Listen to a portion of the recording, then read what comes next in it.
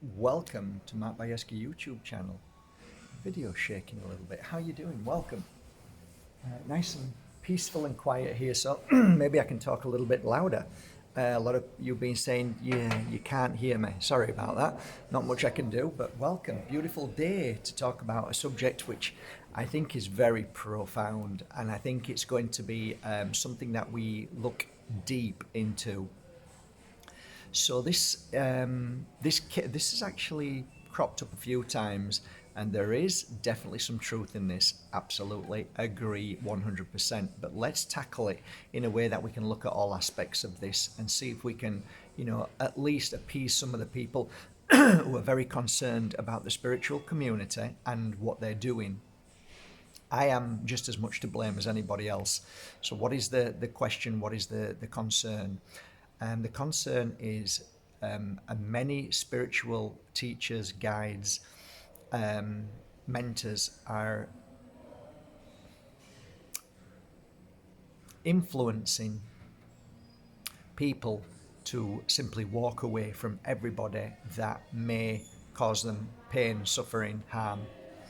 And yes, people are very concerned about it who are not guides, but people who, feel as if they're above that, and they can see that some certain teachers are influencing people to run away, just run away from everything.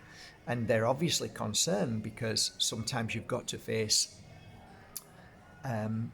these issues. Sometimes you can't run away from everything. I am probably equally to blame for this because I do teach the fact that you do not deserve to be an emotional punch bag for somebody else's weakness. One thing, first of all, that struck me right at the beginning of my teachings and about this, nobody actually, my first mentor used to head on. She was head on. She was like a steamroller, a steam train. So if anybody had said anything to her or upset her, she would steamroll into them. So what I was taught is something that I disagreed with. Okay, so I saw the suffering that she went through from facing these people, and it wasn't a balanced approach. It was a heavy energy, and she would carry that energy a lot longer than what I saw of people walking away from conflict and judgment and opinion and ego and anger and fear and rage, all of those things that, and weakness, of course. So that was an interesting thing for me to see. I bore witness. Did I bear? I witnessed my first mentor turn into a very angry person from entering into conflicts all the time, meaning that she would stand her ground and you know stand her ground and speak her truth. Interesting. It was very interesting. I didn't like it, to be honest. I didn't like it. Do I like confrontation? No, I don't. Why? Because if somebody has a weakness, they're going to use that weakness, and they've probably bought into their weakness already, meaning that they hide behind it, they don't recognize it, they don't want to improve or grow, so they will use that weakness in a defense mechanism. I'll give you a great example. Most people who say to me that they find my teaching a little bit scary because I tell people to walk away from other people's weaknesses and suffering, normally when I sit with them for 1 hour and read for them or they speak to me, I can clearly see why they defend the fact that what I'm saying is wrong. And I think to myself, I can see why your daughter ran away from you and didn't want to speak to you anymore. And it's really sad that you're defending this energy because you'll never grow. And I'm sorry if it's upset some people now. It probably has upset a lot of people, but it's true. Normally when you say these things and say, oh, I'm a bit concerned because, you don't have a backbone and you don't stand up, it's normally because somebody's left or walked away from you, or you don't have many friends because they don't actually like you and they don't like your energy, and that you don't really want to change or grow. So I find that something that always struck a chord with me of thinking, why isn't it the people who are gentle, kind, caring, loving, and who have lots of people around them ever say that? Why don't they ever say that? Interesting, okay? So moving on to this idea of why does Mark Bajerski and maybe many other people say walk away from people who cause you pain? I'll tell you why. Because you're not an emotional punch bag. You're not meant to be here for those people's weaknesses to thrive those people's weaknesses and to reaffirm that their weaknesses are actually a good thing and they're healthy. They're not.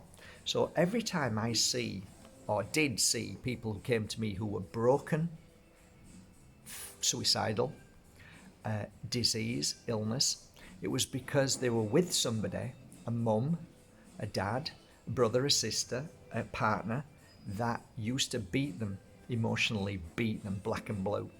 And that emotion that they stood and never said anything and didn't do anything about, well, of course they said something, they tried to say something, but these people never really listen. Most people who are abusive don't listen. They don't care. They just want to give you the abuse. And I learned from many clients, abusive and non-abusive, that it is far harder to open somebody up who's abusive to other people than somebody who is kind and caring.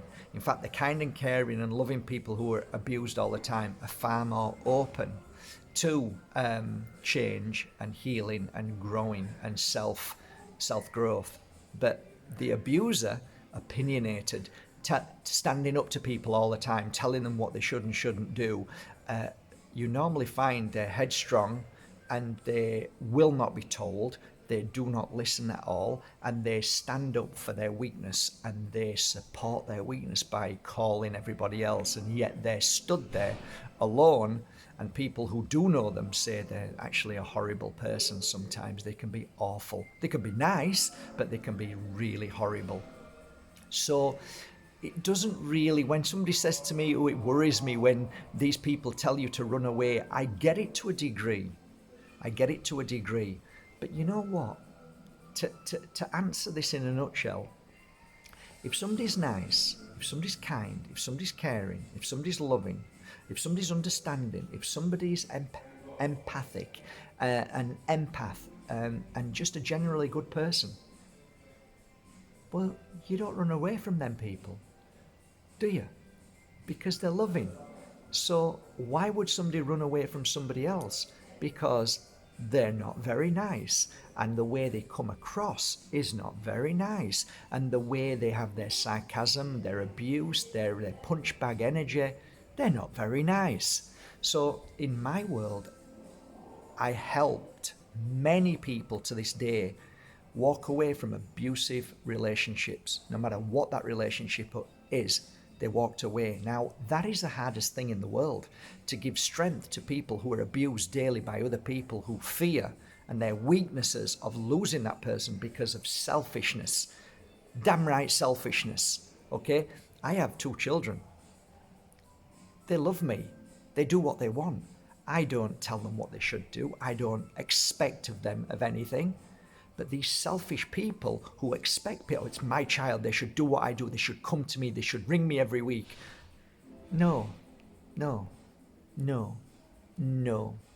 So all of these things relay to this same message, that those who always point the finger at people like myself saying, oh, you teach people to run away all the time.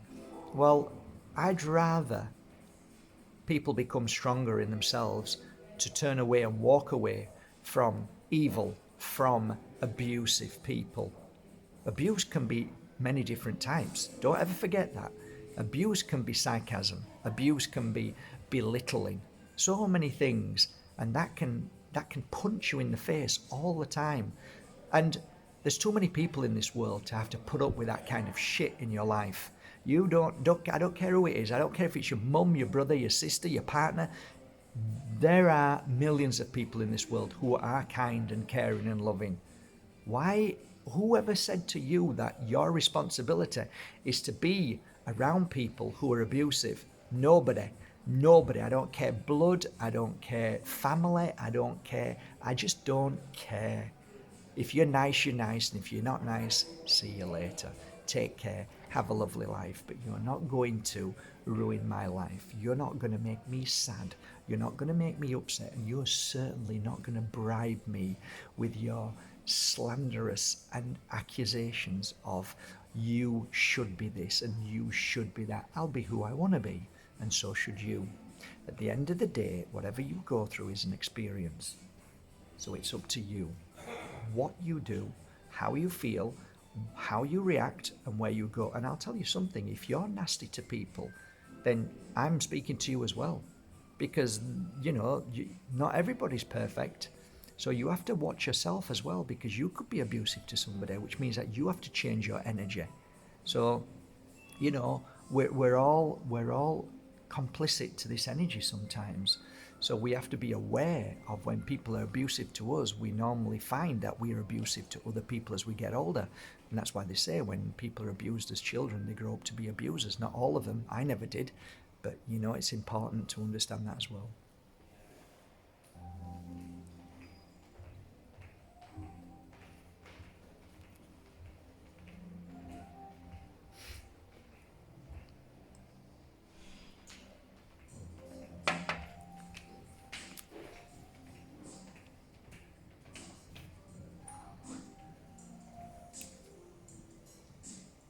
So, sorry guys, sometimes people are drawn when somebody's making a video. But anyway, I hope this serves you well. We could go much deeper into this, but I think this is a nice start to talk about this topic.